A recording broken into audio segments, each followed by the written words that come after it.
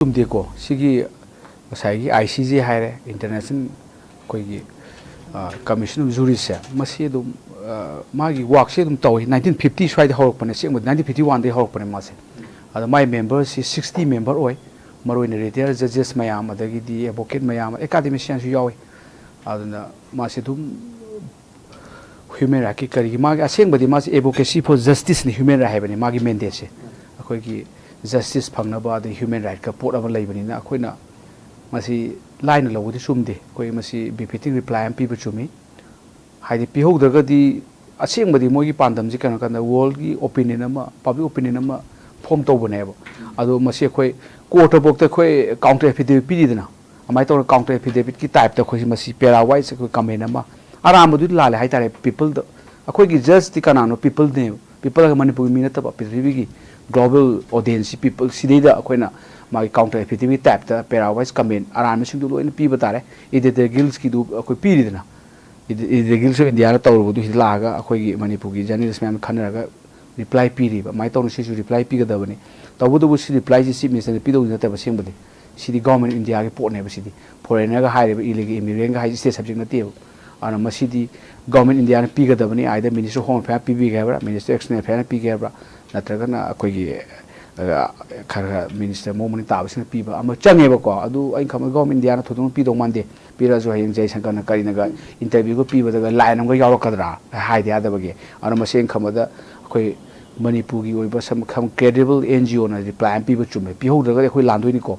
mi ne ngonda lale na letum hunjela ko aina am hanbam changi letum nan bi gebra natagana aw letum du oga ai nang si lale ai ngod langdong ti so ka langdong ne am ko langjau se pi chen ba le ko adum ba reply am changi aduga moi gi kano se report se pa ba da khoi na si da khang ga dom le moi report si da moi na hairi si post deportation tawe haire ko ado post deportation taw si moi na deportation di taw yai ko si da khoi na law is very clear ni deportation taw si akhoi state amagi sovereign right ne se akhoi khangada state edi india pakistan state kawai state amagi sovereign right ni deportation to was illegal immigrant se ain ya the document yaw na sang mayam du ne law thukai ba sing du ne unlawful chang ba sing du ne aduna moi si di akhoi deport to se akhoi foreign act yaw jabane aduna adui makha da taw ora maga den khambada si di no violation no law ne aduna moi ne pi principle sina forced deportation tawre tawbudu da mana pi ground on pi ground ju kaina kanda akoigi principle of non refoulement hena ma leiriba asi si amaroiba sidane khon argument tawdu se principle of non refoulement ai kaino kana masi maroina masi university declared human rights yawe aduga maroina 1951 gi akoigi convention on status relating to the refugee se refugee convention haire samna 1951 gi da article 33 yawngone ba principle of non refoulement se but non refoulement di kaino kanda ngasai prosecution tawdu gi magi life danger leiraba adum mafam duda adagi man international border si lanthok matam sida my danger level area prosecution tawdu ngai level area adu namu injen ba yade si international law ni ko haji se nangi prosecution tawdu gi leiraba topa hadi military janta na kari na mi si hatna tumna sondu conflict level lei se adu area adu da amu injen ba si yade si masu akoina madu conflict tu mana haisi conflict tu asomna leiro conflict tu madu fajana situation nu normal oidibu ki thambiu haibani da sengbadi hiding it adu ne adu marak su injen biginu masi international law violate tawisine ba ana principle non refoulement si asengbadi cd asengbadi customary international law oirabane ba india di refugee convention di ekoi party nate we are not party to refugee convention adu ta ga su principle of non refoulement cd hujiti customary international law oirabane cd ekoi dum masi koi honor tagodabani nga kadabani adu di ekoi ni am sakso letre adu gi potu ju leiba adu da ngasai haisi akoigi argument na kaino hakanda man iriba singsuda akoigi threat se ngasai gi illegal immigrants akoi samjam sang parate khoi sidi no man peace time sang panate bu si khoi war ni leise an arm conflict ki pot ma leibani na adu sang pasingsi moina akoigi government gi reporter akoigi minister home affairs na haiba external affairs na haiba adagi di supreme court ki akoigi affidavit da akoigi puthok pasingda akoigi haisi moisi foreign mercenaries mayam yawi haire moina haibada foreign mercenaries di khune promise ma tawra lan ka pa yahunba adum ba yawi haire adagi di moisi external aggression ni ga haire adum porum leibani na ko si mission haibada asai gi phajabam yawi di asai gi manipur thobi irangsi masida asai gi ain ya dan changi ba asai gi immigrants masigi rule yauri directly related hairi ba ko adu agadi this is a threat to national security the threat to the territorial integrity of India ne manipuri wana tabida adu pota ni akoina hiding ina akoina adu moina hairak pasida akoina tumin lebedi sum dire ko nawa lodi haraga dum kaim haidab kaim kanadre haidi min sum nung potong thumjalina ko la pokai kai ne ba ko adu na moisi am credible oibani moisi afaba just ka sudum yawbari marakta aduga akoina NGO na the chief minister haibas amusu yawi NGO singna akoigi akoi internal affair karida akoi domestic affair da interfere to gonu kaina haiba amusu yawi ko adu aina sum thamjaning bada masigi paisa ta amusu yawi adu makti phajate leba masa tate chief minister gi wafam second round ai loi lakcharage asar ma pungin hangning bo hangje sana sum masa happen test over area ma world public opinion haiba ma leibase nasagi world public opinion ji da maitei gi position ji yam soina yam lana ugre project ugre dan masi United Nations da ikoi yamba thobo chatana mi mayam ama ikoi gi not just United Nations world to forum sing da protest odana even narrative mayam ama Manipur diaspora mayam ama singolaktana to social media sing da public platform mayam da masi pukhala kan da maitei gi even narrative ama yam phajana pukhatna bo hona bagi masi effort ama su leidana so world public opinion the International Commission of Jurists na hojik thami ibu wafam je ngasagi yam akan wafam me ama thammi ba ai Manipur gi chief minister na local eva deportation gi khongthang sina Myanmar gi chaga ga Manipur da saidang ga leiriba refugee sing gi mathakta violence poklapa ya ba incite to ya ba adga discrimination thon be ya ba amasu hostility thon be ya ba gi hingsa tholpa ya ba gi oi thokpa leiga haiba gi wafam masi yamna tarai ba wafam na ta ba haiba tare yamna sensitive oiba allegation me ama torpa se masina ngasagi narrative ama semkala po matam da kayamuk yamna masigi contribution je layina khalle how far world public opinion da sugumba not just masina ikoi example mo indor kan da sar ko masina effect to be abra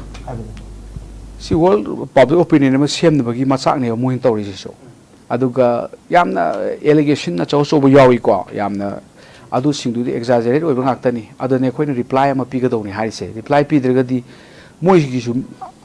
man haiba da khoina lawdi haiba ni man haiba lawba misu lengone ba ko adu NGO si amaru oiba human right ki protection and promotion sa state the NGO gi role sam chawe moi human rights state na violate tawdoi ni dana ko state is main actor ni human violate tawna ba adugi madugi mathakta protection promotion ji NGO sin tawdoi ne and NGO gi role sam chaw human right ki protection promotion da adugi potani refugee human right ki part amani dana refugee convention guys adugi potu lakpadani khoi gi UN gi system eco social leise economic social council nai je madu makha da human right ki banner loi lakto je human right ki NGO sing se loi ra ba eco social ki makha da lakane an handa khoina somdagi manipur ga chali ju khoi gi universal periodic report ka pibo khoba chali si eco social ki makha da loi leiduni eco social sin main kanone United Nations gi ma principal organ amani aduna khoina NGO sing pura input se akoina line lo ya da manipur gi maitei gi favor da piba international forum di amata udri da ngasi ko moi de tholei ba ko an masi akoina line lo chumde aduga akoina masi reply am people with justification nang piba data do lale data di si oi doni thoi bana senior sing masi akoina parawise akoi comment hai akoi logi maron dana adugi type ta pi ho daga dina akoi si petribi da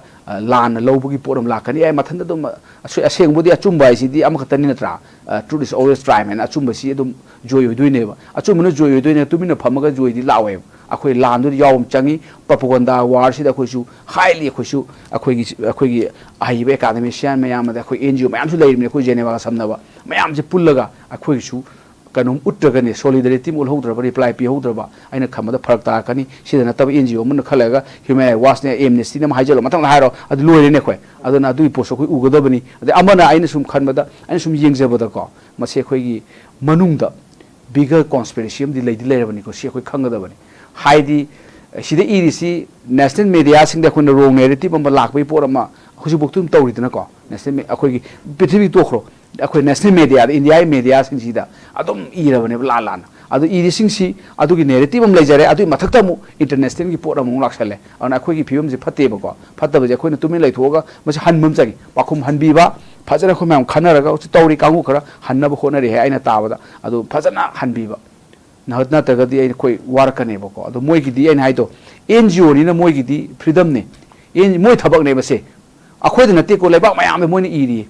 ꯂꯩꯕꯥꯛ ꯃꯌꯥꯝꯗ ꯏꯔꯤ ꯕꯦꯡꯀꯣꯛꯇꯁꯨ ꯑꯩꯈꯣꯏ ꯏꯅꯛ ꯅꯛꯄ ꯕꯦꯡꯀꯣꯛꯇ ꯃꯣꯏ ꯀꯩꯅꯣꯁꯨ ꯂꯩꯕꯅꯤ ꯑꯃ branch ꯑꯃꯁꯨ ꯂꯩꯕꯅꯤ ꯑꯗ ꯕꯦꯡꯀꯣꯛꯀꯤ ꯁ꯭ꯋꯥꯏꯗ ꯏꯔꯛꯄ ꯃꯥꯜꯂꯦꯅ ꯈꯟꯕꯗ ꯑꯗꯨꯅ ꯑꯦꯁꯤꯌꯥꯟ ꯄꯦꯁꯤꯐꯤꯛꯀꯤ ꯂꯩꯕꯅꯦ ꯃꯣꯏ ꯖꯒꯥ ꯑꯐ꯭ꯔꯤꯀꯥ ꯌꯨꯔꯣꯞꯀꯤ ꯀꯔꯤꯒꯤ ꯑꯗꯨ ꯃꯣꯏ ꯑꯗꯨꯝ ꯐꯖꯅ ꯇꯧꯕꯅꯤ ꯑꯗꯨꯅ ꯃꯁꯤ ꯑꯩꯈꯣꯏꯅ ꯂꯥꯏꯅ ꯂꯧꯕꯁꯦ ꯑꯩꯈꯣꯏ ꯆꯨꯝꯗꯕ ꯑꯩꯈꯣꯏ ꯔꯤꯄ꯭ꯂꯥꯏ ꯄꯤꯗꯦ ꯇꯨꯃꯤꯟ ꯂꯩꯕ ꯀꯔꯤꯝ ꯀꯥꯟꯅꯔꯣꯏꯀꯣ ꯑꯗꯣ ꯑꯁꯦꯡꯕꯗꯤ ꯆꯤꯞ ꯃꯤꯅꯤꯁꯇꯔꯅ ꯔꯤꯄ꯭ꯂꯥꯏ ꯄꯤꯗꯧ ꯅꯠꯇꯦ ꯁꯤꯗꯤ ꯒꯚꯔꯟꯃꯦꯟ ꯏꯟꯗꯤꯌꯥ ꯄꯤꯒꯗꯕꯅꯦꯕ ꯀꯩꯅꯣ ꯐꯣꯔꯦꯅꯔꯒ ꯍꯥꯏꯔꯤꯕ ꯈꯣꯠꯂꯤꯕꯁꯤꯡꯁꯦ ꯑꯩꯈꯣꯏꯒꯤ ꯌꯨꯅꯤꯌꯟ ꯒꯚꯔꯟꯃꯦꯟꯒꯤ ꯃꯊꯧ ꯉꯥꯛꯇꯅꯦꯕ ꯑꯗꯨꯒꯁꯨ ꯌꯨꯅꯤꯌꯟ ꯒꯚꯔꯟꯃꯦꯟꯅ ꯔꯤꯄ꯭ꯂꯥꯏꯗꯤ ꯄꯤꯔꯛꯑꯣꯏꯕ ꯑꯩꯅ ꯈꯟꯕꯗ ꯏꯟꯗꯤꯌꯥ ꯒꯚꯔꯟꯃꯦꯟꯒꯤ ꯄꯣꯂꯤꯁꯤꯁꯦ ꯍꯟꯗꯛꯀꯤ ꯃꯇꯥꯡꯁꯦ ꯖꯥꯠ ꯑꯃꯅꯦꯕꯀꯣ ꯑꯩꯈꯣꯏꯅ ꯉꯥꯡꯕ ꯀꯥꯟꯅꯗꯦ ꯑꯗꯨꯅ ꯔꯤꯄ꯭ꯂꯥꯏꯁꯦ ꯑꯩꯈꯣꯏ ꯁꯣꯝꯗꯒꯤꯁꯨ ꯑꯩꯈꯣꯏ ꯑꯦꯟ ꯖꯤ ꯑꯣꯒꯨꯝꯕꯁꯤꯡꯁꯤꯅ ꯃꯅꯤꯄꯨꯔꯒꯤ ꯀ꯭ꯔꯦꯗꯤꯕꯜ ꯑꯣꯏꯕ ꯑꯦꯟ ꯖꯤ ꯑꯣ ꯑꯃꯅ ꯌꯥꯝ ꯐꯖꯅ ꯔꯤꯄ꯭ꯂꯥꯏ ꯑꯃ ꯄꯤꯕ ꯆꯪꯉꯤ ꯃꯗꯨ ꯃꯣꯏ ꯂꯧꯗꯧꯕ ꯗꯤꯐ꯭ꯔꯦꯟ ꯊꯤꯡꯅꯤ ꯑꯩꯈꯣꯏ ꯀꯣꯔꯠꯇ ꯇꯧꯔꯤꯁꯤꯗꯤ ꯀꯥꯎꯟꯇꯔ ꯑꯦꯐꯤꯗꯦꯚꯤꯠ ꯄꯤꯔꯅꯤ ꯑꯗꯨꯒ ꯖꯁꯅ ꯗꯤꯁꯥꯏꯠ ꯇꯧꯅꯤ ꯖꯁꯁꯤ ꯀꯅꯥꯅꯣ ꯍꯥꯏ ꯀꯥꯟꯗ ग्लोबल ऑडियंस जज ने मोइदु जज नते सी आईसीजी जज नते जज दी पृथ्वी की लेबाक मयाम सिनी अदना मोइदा को उत्पम चंगे मोइना सी हाय असेंग मन सिनी डिसाइड तौन हायम चंगे मोइना सुदु बाइन खमबदा दे आर जेंटलमैन नाटनी मोइना सुदु अचुमदुम अदुम खंगदु माले तौबदु बाइन हाइसे मरक सिदा अखोई की कुकी की तिन नमा यावरी यामना मोइ तिन से याम कन्ना पावरफुल ओइबा अदुगी तिनुना ची चियागा मी सिंग सि लोइना वन हल्लगा अदु नाकन तौबा अमा या कॉन्स्पिरेसी यावरी मन ओके सर गी मरिक चुंबो मदु खंगदा याम फजना थमी मसिगी हाइब नैरेटिव सिगी बिहाइंड द करी यावरी बगे करम करम एलिमेंट सिंग यावरी बगे हाबि वफम मना कलम दा वर्ल्ड पब्लिक ओपिनियन दा तागदौबा मणिपुर की इमेज सी यामना कंसर्न ओइबा यादु याम सेंसिटिव ओइबा एरिया मनी हाबनि आई पौंग द लाक्सगी सर लाक्चबसी सर मणिपुर की चीफ मिनिस्टर ना फोंदोखिबा याम अकन वफम मा मपुंगोइना मणिपुर द एनजीओ तोरिबा कांगु फावबा पागा ngangebji manipur kari tho ligi khangdana geneva da america da famlaga wajau ngangba aikhoibu lana puthokna ba hotna ba masigi marak sida amuk khurak ki ina lai saba aikhoigi marak te ngo tauba naplaga hingba khara mafurup yonbagi wa nganglaga su khumba ngamjada ba sel phanglaga loirage khallaga ngo tauba yauriba se laibak thibani haiba court and the court sigi manipur chief minister ki wafam je sir kamaina yenge basi yam pendana haibagi wafam ma oina di tawe kari habini sa koina yam kana kami pining di ko ta sen ha kanda pining di lewa macha singti phajabati wale haidi haiba da khatang mi se raga su akoina haibum na khoju adum kangan sobi yoi ko mi se raga su yam diplomatic oina yamna chinglem na chaiba parliamentarian haisi parliamentarian की कनो सिदा चैबना चुमरन खले अदुगा यामेंदा जर Huygens मछि चुमदेदना को अदु मखु खदा हंदोपि बु चुमर खले जि मिसनसु अदुगा एनजीओ सिंग थाबक निमी ह्यूमन राइट्स सिदे nga साइज की बदु स्टेट ना बायरे तौदुइनेबो अदुना स्टेट की चेक एंड बैलेंस तौदु सी एनजीओ की रोल सम चावेबो ह्यूमन राइट की अदुंगी पोतनी nga sai की आईसीजे नगा थंबै से अदुना अदु खोइना सी मतान सिदा चीफ मिनिस्टर ना की एनजीओ सिंग मणिपुर लेबी एनजीओ सिंग सिना खुमहनिंग बगी पामन पिहनिंग बगी अदुम बगी अपाम बजु हाइपे मानबा अदु द सिमेस हाई से खोइना अनि थोन हानबा यामना खोइगी एनजीओ सिंगसी मा हुजि लौरिबा आईसीजे ने त मालंग दे लागदी लौरोएबो को मान डाटा से काइदुम लौरुगी पाउ से काइदुम लौदुइनेबो अदु चिंगनरम बयाय माना मणिपुर की एनजीओ खरनगा पाउ ग पीबा जाला सी इशू अदु स्पेकुलेशन नि को ओइरम द फिया ओइसनो अदु मगु खलम बयाय न मी जमता अखोइसे अमगा लोइना अखोइसे काय तारे लान मरत लेरबनिना लोइ सस्पिशियस नि खोइ लैसे अमाइना गसु खन बजाला अदुगा आई वखंददी आईसीजे न तौरिसे माइ डाटा से काइदुन सिने हम लुरिसे सोर्स काइदेनो हाइबसे संगी मदु अखोइगी कुकी सिंगना इबा मोइगी अनलिमिटेड स्पीड का तौबा दु मदगी लवरदी लोइ मांगिने अदुना